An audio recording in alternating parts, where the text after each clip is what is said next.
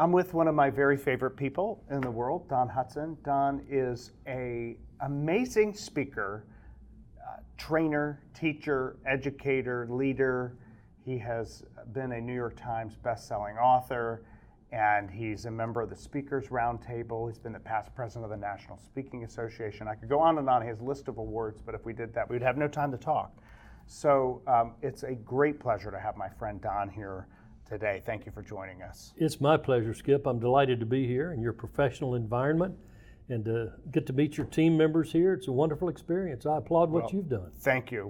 We're thrilled to have you, and everybody has been enjoying the morning that we spent with you. And I want to talk a little bit about negotiations, a little bit about sales, and you wrote the One-Minute Negotiator, co-authored that with George, who I also have met and know. Yeah. And your latest book, Selling Value, which I think plays well into this. But you've written 14 books, many of them in the sales and negotiation area, and you're kind of known as an expert in this area. You do a lot of seminars and speaking on it. So I'd like to talk about that. And in some of your books, and definitely in your talks, you spend a lot of time on preparation.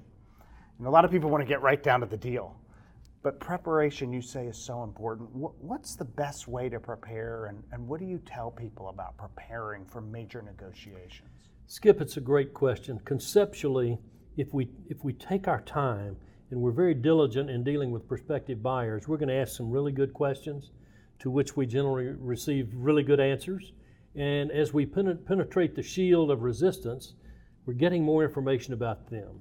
And as we do that, it's more of a trust-building sales process. And it tends to diffuse a lot of negotiations. And as we build more trust is high and stress is low. And that's conducive to having tremendous conversion rates of prospective buyers. Plus, it tends to keep our sales cycles shorter, as opposed to the old hard sale individual of 20, 30 years ago who's pushing, is always closing, as they used to say. And those people create a lot of stress, and people aren't ready to buy from them. There's no trust there. So you're not an ABC, always be closing fan? No, I'm not. That's the old school, and anybody who's going to the old school and practicing those skills today is going to lag behind pretty significantly. So trust, you mentioned trust, and it's it interplays so much in your discussions of negotiation. What are a few of the ways that you can build that kind of trust? Okay. First, the premise. I think that trust and stress are inversely proportional in business relationships. So if we build trust, stress comes down. That's when we get the high conversion rate and the shorter sales cycle. But if we're not good at building trust, the stress is going to be there, and that's going to take us longer to make a sale and all kinds of negative outgrowths from that. So we need to build trust. So we ask very sincere questions. We don't rush into the close. I believe that you've got to earn the right to ask commitment questions. And I don't call it closing anymore. We call it gaining commitments. And I don't call it objection handling. You don't hear me say that in seminars. It's more about handling customer concerns or dealing with their concerns. The whole vernacular in selling for the people who are doing it right is new. And it's fresh. And it's friendly. So it's not about confrontation and tough negotiations and hard closes. It's about relationship building and advancing that trust factor. Because when people trust us, we get a lot of great things done. And it's not a manipulation, it's an adaptability factor where we're willing to step out of our own comfort zone and into the comfort zone of the other person. And when we do that, they know we care about the various outcomes and how we're looking for a win-win result. What I love so much about your teaching, in this morning and in your books, is in building that trust and really understanding their needs, and that it doesn't feel like closing or gaining that commitment if you're simply solving their problems. Right. And that makes it a completely different process. I think some of the people who are so resistant to, you're in sales, don't realize or haven't seen that new school. Is that true? I agree with that. And that's the reason we need to attend the new school and adopt the newest and latest and best skills of trust building. Because before you really ask a commitment question, you've got to earn the right to do so. And the way we earn the right is we ask questions and we probe for more detail, and we let them know we care about what they really value and what their priorities are. Because that's the thing that will enable us to ultimately deliver a sales presentation that they helped us design. Everybody wins. That's great. What about let's flip it the other way. because I often find if you look the other way, you can kind of draw that distinction. If you say, this is what I would say, you're doing it all wrong. You're approaching it wrong, you're doing everything wrong, what would be some of those elements that you would go right away like, wrong, give them an F grade? Yeah, well, one is asking for preliminary commitments before you've earned the right to do so. People see that as pushy. They don't want to go there. They don't want to do business with you. So we need to be a friendly sort of vendor of the people we're calling on. We need to be shoulder to shoulder and elbow to elbow with them looking at the same vision. And if we're doing that, we got to know what that vision is, and we've got to precipitate the process by which we enjoy a win-win relationship. Because if we're nose to nose and toe to toe, it becomes confrontational. What happens is stress goes up, trust comes down, longer sales cycles, poorer results for a salesperson. And not great health either for anyone. Right. What about a new person starting off in sales? They think, I'm in this sales career, I've just joined, just got my cards, right? First time. I mean, you have a degree in sales, right? Yeah. Which is unusual that you actually have a degree in sales. You've taught it for many, many years. What would be some of the tips that you would tell them, or some advice if somebody came to you and said, hey, Don, I just got my first job in sales. We're out to lunch. What should I know? Where should I start? Skip, it's a great question. What books of yours should I read first? Okay.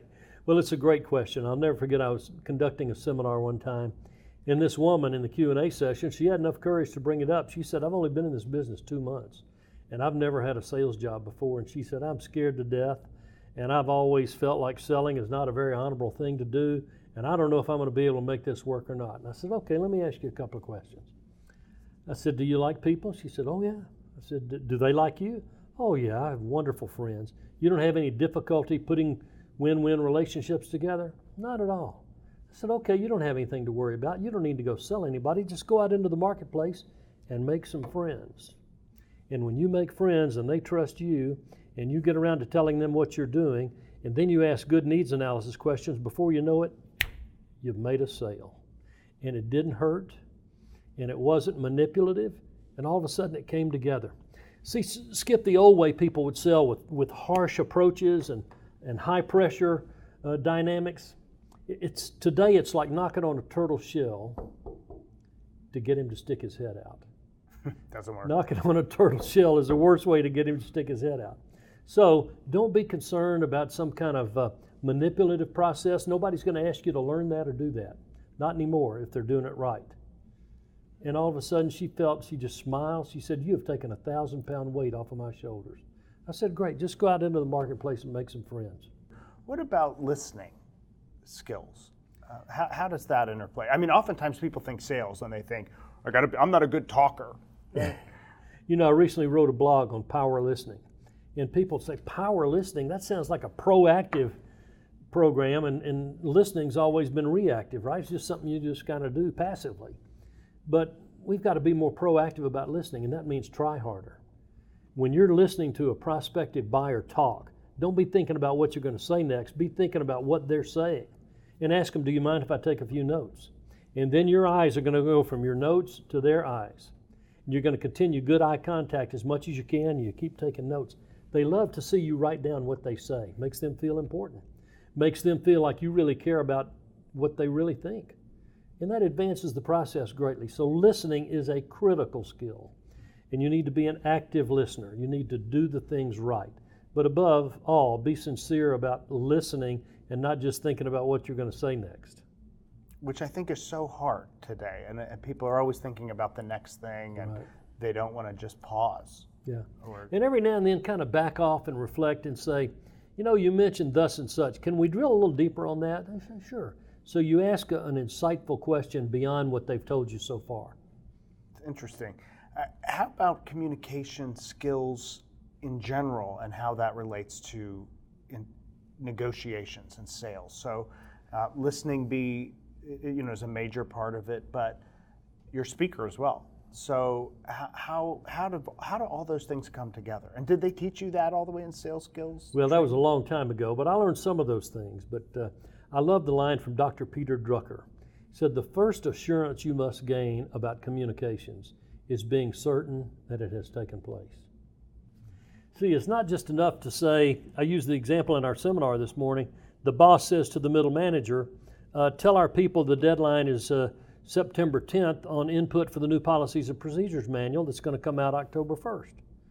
And he checks back a few days later. He said, did you communicate to your people that they've got an opportunity to offer input about our policies and procedures manual? And the middle manager says, well, I told them. I did an e-blast. Well, the boss wasn't very happy about that. He said, I didn't ask you if you e-blasted them. I didn't ask you if you did that. I just want to know, did you communicate it to them? And that includes not only transmission, that includes an assurance of reception of the information. So let's It's a good quote. Blasting is not communication. Right, that's correct. In any way. That's right. So we've got to have the assurance that it was not only transmitted but received. And insightful executives and managers and really good salespeople are good at that. Yeah, they really are, and they have this instinctual feeling. And I also think the best salespeople know that they're not selling something that you don't want, because they are listening and they're crafting something that hits that value. You talk a lot about asking questions in that process, which leads to listening and leads to good communication. When do you know, as a negotiator or as a sales leader, when to stop asking questions? How many questions is enough for you to have what you need in order to meet their needs? Well, I think you can reach a point where you say, I really do appreciate all the information you've given me, and that pretty well covers the questions that I've got, and I feel comfortable that our solution is right for you. So how do you feel about it? What's our logical next step? Which is a very soft methodology for gaining a commitment. And they say, well, I'm comfortable with it too. Let's go forward. Great. Well, thank you so much. This is a great flyover. You have so much material in your seminars and books, and I've attended them a few times and heard them on tapes, and actually tapes, now CDs, now digital. And there's just no end. I mean, you can hear it over and over. You always pick up something from you may be able to do it in a minute, but you certainly can't read it in a minute and take it in. So thank you very much for my pleasure, the discussion. Skip. Thanks.